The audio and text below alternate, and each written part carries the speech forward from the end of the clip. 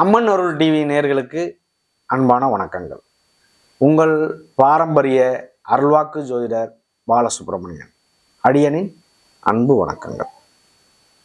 என்றும் குருவழியில் குருவை நேசிப்போம், குருவை போற்றுவோம். நம்ம பார்க்க போற தலைப்பு பார்த்தீங்க அப்படின்னா சுக்கிர பெயர்ச்சி.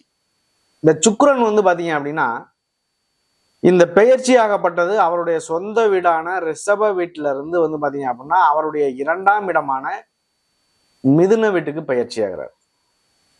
அதாவது 26/7/2025 அவர் பெயர்ச்சியாகி, அதாவது ஆடி மாசம் 10ஆம் தேதி சனிக்கிழமை பெயர்ச்சி ஆகிறார்.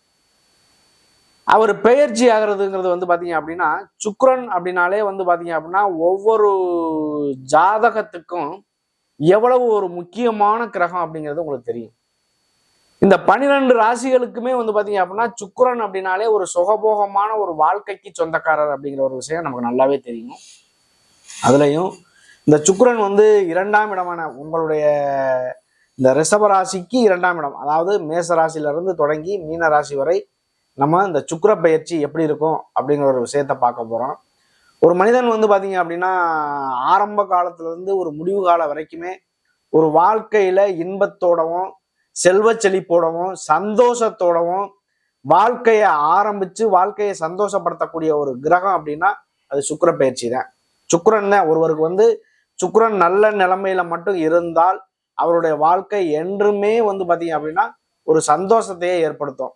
அது இந்த 12 ராசிக்குமே பார்த்தீங்க அப்படின்னா எப்படி இருக்கும் அப்படிங்கிற ஒரு விஷயத்த நம்ம விரிவாக கொஞ்சம் பார்த்துருவோம். ஆன்மீக குணம் கொண்ட தனுசு ராசி அன்பர்களே, பொதுவாக இந்த குரு அப்படின்னாலே பார்த்தீங்க அப்படின்னா ஒரு ஆன்மீக சிந்தனை இருக்கும் அப்படிங்கிறது ஒரு கணக்கு.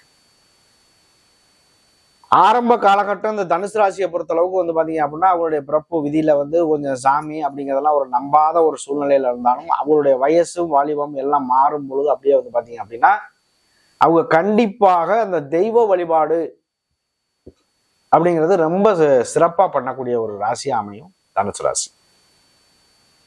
தனுசு ராசியினுடைய ராசிநாதன் குரு பகவான்.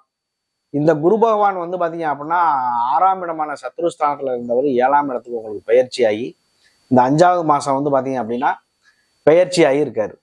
அது இல்லாம பார்த்தீங்க அப்படின்னா இந்த சுக்கிரன் 6ஆம் இடத்துல இருந்து 7ஆம் இடத்துக்கு பயிற்சி ஆயிருக்காரு. அப்ப 7ஆம் இடத்துக்கு பயிற்சி ஆனவுடனே பார்த்தீங்க அப்படின்னா 7 அப்படிங்கிறது கலத்திரஸ்தானத்துல இருக்கிறதுனால அவரு 7ஆம் பார்வையா உங்களுடைய ராசியவே பாக்குறாரு. இது பெரிய விஷயம் இல்லையா? குருவும் சுக்கிரனும் ஒன்னா இணைஞ்சு ஒரு ராசியை பாக்குறது அப்படிங்கிறது அவருக்கு அதை விட ஒரு பெரிய விஷயம் வேற எதுவுமே இல்லை. நீண்ட நாள் பயணம் செய்யக்கூடிய கிரகங்களை வச்சு ஒரு ஜாதகம் அப்படிங்கிறது நம்ம அமைக்கிறோம். அப்ப அதை பொறுத்தளவுக்கு பாத்தீங்க அப்படின்னா இந்த நீண்ட நாள் பயணத்துல ராகு பகவான் கேது பகவான் 1.5 வருஷம் ஓடிக்கிட்டு இருக்கு. குரு 1 வருஷம், சனி பகவான் 2.5 வருஷம். இந்த கிரகங்கள் எல்லாம் என்ன அமைப்புல இருந்து இத்தனை அந்த பயணம் செய்யக்கூடிய நாள்ல என்ன ஒரு பலனை செய்யுமோ அதே பலனை சுக்கிரன், புதன், சூரியன், செவ்வாய் இது எல்லாம் பாருங்க குறிப்பிட்ட நாளைக்குல 1 மாசம் 1.5 மாசத்துக்குள்ள பயணம் செய்யக்கூடிய கிரகமா இருந்தாலும் அள்ளி கொடுத்துட்டு போயிடும். அப்ப அவங்களுடைய வாழ்க்கையில ஒரு சிலருக்கெல்லாம் பாத்தீங்க அப்படின்னா இது வரைக்கும் அவனை பார்க்கையில பாத்தீங்க அப்படின்னா லோ லெவல்ல தான் இருந்தேன், இப்ப என்னன்னே தெரியல திடீர் பணக்காரன் ஆகிட்டேன் அப்படிலாம் சொல்லுவாங்க. அப்ப அந்த மாதிரி உள்ளவங்கெல்லாம் பாருங்க திடீர் வருமானம் பண்றது, ஒரு விதத்துல இல்ல 2 விதத்துல வருமானம் வர்றது, தொழில் 2 இடத்துல பண்றது, ஒரு 4 இடத்துல ஒரு தொழில டெவலப் ஆகுறது, இந்த மாதிரி எல்லாம் ஒரு சிலர் டக்குன்னு குறிப்பிட்ட காலத்துக்குள்ள முன்னேறுவாங்க. அப்ப அந்த மாதிரி ஒரு தசா நடக்கிறது, புத்தி நடக்கிறது, கிரகங்களுடைய இணைவு பெறுறது, இது எல்லாமே ஒரு வகையில பாத்தீங்க அப்படின்னா திடீர் உயர்வுங்கிறது இருக்கும். அப்படிப்பட்ட ஒரு நேர காலகட்டம் அந்த தனுசு ராசிக்கு இன்னைக்கு. ஆனா அஷ்டம சனி அப்படிங்கிறது திருக்கணித பிரகாரம் சனியினுடைய இதுல ஓடிக்கிட்டு இருக்கு. ஆமா, அர்த்தாஷ்டம சனி, அஷ்டம சனி கிடையாது, அர்த்தாஷ்டம சனி. இந்த குருவும் சுக்கிரனும் ஒன்னா இணைஞ்சு பார்க்கக்கூடிய இந்த காலகட்டம் திருமணம் ஆகாத நபர்களுக்கு கண்டிப்பாக ஒரு வரன் அமைகிறதுக்கான வாய்ப்பு உண்டு. ஆண் பெண் யாரா இருந்தாலுமே பாத்தீங்க அப்படின்னா அந்த திருமணம் சார்ந்த விஷயங்கள் நல்லது நடக்கிறதுக்கான வாய்ப்பு உண்டு. இந்த சுக்கிரன் மாதத்துல ஒரு வாட்டி பயணம் செஞ்சிருக்காரு. 12 ராசிக்கும் 1 வருஷத்துல பயணம் செஞ்சு முடிச்சிருவாரு. அப்ப என்ன ஆகும் அப்படின்னா பொதுவாகவே பாத்தீங்க அப்படின்னா சுக்கிரன் அப்படின்னா பெண்ன்னு சொல்லலாம். மனைவி, அதாவது ஒரு ஆண் ஜாதகத்துல சுக்கிரன் வந்து மனைவி ஸ்தானம், கலத்திரக்காரகன்னு சொல்லுவோம். அப்படிப்பட்ட கலத்திரக்காரகன் 6ஆம் இடத்துல இருந்து 7ஆம் இடத்துக்கு உங்களுக்கு பயிற்சி ஆகிறது ஒரு நல்ல வரன் அமைகிறதுக்கான வாய்ப்பு உண்டாகும். நண்பர்கள், கூட்டாளிகள், கூட்டு தொழில் பண்றது, இந்த மாதிரி ஒரு வாய்ப்புகள் கூட கிடைக்கலாம். பொதுவாகவே இந்த சுக்கிரன் நம்ம எடுத்துக்கிட்டோம் அப்படின்னாலே ஒரு அழகான வீடு, வீட்டுக்கு சொந்தக்காரன் வந்து பாத்தீங்க அப்படின்னா சுக்கிரன் தான். ஆடம்பரமான வீடு, ஒரு பகட்டான வாழ்க்கை, இது அவர் தான். அழகிய பொருட்கள் வாங்குறது, நல்ல பொருட்களா வாங்கி சேமிக்கிறது, வீடு வந்து நல்லா அலங்காரம் பண்றது, இவங்க வந்து பாத்தீங்க அப்படின்னா ஒரு ஆடம்பரமான ட்ரெஸ் பண்றது, நல்ல ஒரு வாசனை திரவியங்கள் இந்த மாதிரி எல்லாம் பூசிக்கிறது, இது எல்லாமே சுக்கிரன். யாருக்கெல்லாம் வந்து சுக்கிரன் வந்து பாத்தீங்க அப்படின்னா நல்ல ஒரு பலமா இருந்து நல்ல நிலைமையில இருக்கோ அவங்கெல்லாம் வந்து ஆடம்பரமான ஒரு வாழ்க்கையை விரும்புவாங்க.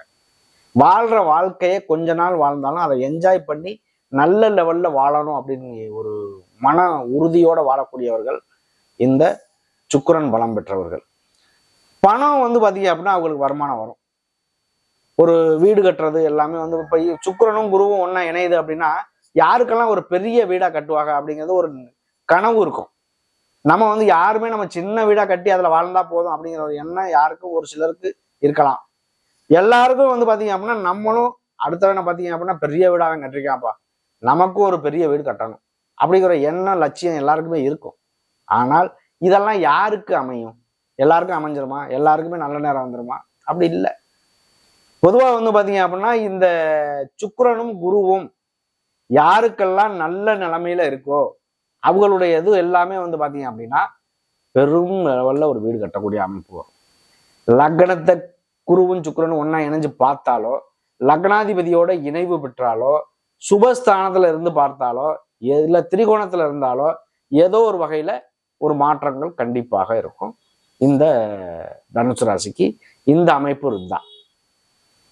இந்த திருமணம் சார்ந்த விஷயம் சொன்னோம். திருமணம் அப்படிங்கிறது எல்லாருக்குமே ஒரு எதிர்பார்ப்பு அப்படிங்கிறது இருக்கும். 7ஆம் இடத்துல சுக்கிரனும் 7ல சுக்கிரன் இருக்கிறது ஒரு விதி ஜாதகத்துல இருந்துச்சு அப்படின்னா பலதார யோகம்னு சொல்லுவாங்க. ஒரு சிலருக்கு வந்து அது பலதார யோகம் அப்படிங்கிறத சொல்லுவாங்க. ஆனா அவங்களுக்கு ஒருவேளை வந்து இந்த லக்கணத்தையோ ராசியவோ இல்ல அந்த இடத்த குரு பாக்குதுன்னா அந்த மாதிரி அமைப்பு வராது. அதாவது நினப்பு எல்லாமே பிரம்மாண்டமா தான் இருக்கும், ஆனா செயல்ல இருக்க முடியாது. இப்போ சுக்கிரன் செவ்வாய் இணைவு, ரெண்டாவது வந்து பாத்தீங்க அப்படின்னா இவருடைய வீட்டுல அவருடைய வீட்டுல பரிவர்த்தனையில அந்த மாதிரி ஏதாவது இருக்குன்னு வச்சுக்கோங்க. அப்ப அவருக்கு வந்து பாத்தீங்க அப்படின்னா ஆசைகள் வந்து விபரீதமான ஆசைகள் இருக்கும். அதாவது அடுத்த பெண் மேல ஆசைப்படுறது, இந்த மாதிரி ஒரு விஷயங்கள் எல்லாமே ஒரு வகையில் அவருக்கு பலவீனம் கண்டிப்பாக இருக்கும். இந்த சுக்கிரனாகப்பட்டவர் இன்னைக்கு வந்து பாத்தீங்க அப்படின்னா பொதுவாக இந்த குடும்பஸ்தானம் இருக்கு. சுக்கிரன்னா கலத்திராதிபதி. இதே இப்போ இந்த லக்னம் வந்து தனுசு லக்கணமா இருக்கட்டும், தனுசு ராசியா இருக்கட்டும், உங்களுக்கு 2ஆம் இடத்து அதிபதியும் 7ஆம் இடத்து அதிபதியும் வந்து பாத்தீங்க அப்படின்னா ஒண்ணு சேரக்கூடாது. ஒரு ஜாதகத்துல திருமணம் லேட் ஆகுது அப்படிங்கிறத நம்ம சொல்லியிருக்கோம்ல, அந்த லேட் ஆகுது அப்படின்னா 2ஆம் இடத்து அதிபதியும் 7ஆம் இடத்து அதிபதியும் வந்து பாத்தீங்க அப்படின்னா கலத்திரஸ்தானத்து அதிபதியும் இணையக்கூடாது.